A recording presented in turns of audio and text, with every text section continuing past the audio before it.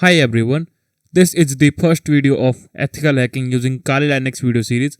In this video we will discuss about what is an ethical hacker and types of ethical hackers. So let's get started.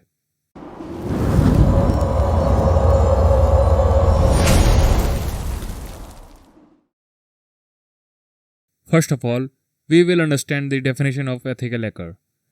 An ethical hacker, also referred to as a white hat hacker, is an information security expert who penetrates a computer system, network, application, or other computer resources. The purpose of ethical hacker is to the security and identify vulnerabilities in target systems, networks, or system infrastructure. Basically, an ethical hacker is a cyber security expert which perform different type of operations on a computer system or an application by owner permissions.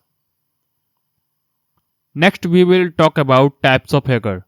There are many types of hacker, but in this video we will talk about only 3 types of hacker.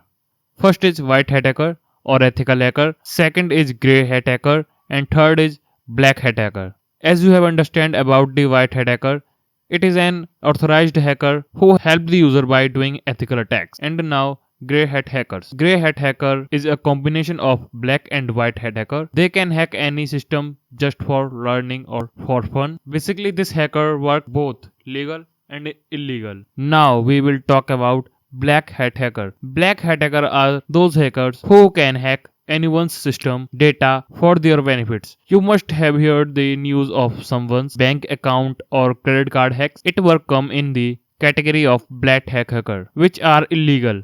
And for this, there is also a big action on these type of hackers. That's why I am advising you to become an ethical hacker, not a black hat hacker. Because if you become a white hat hacker, then there is a good opportunity for you. But if you become a black hat hacker,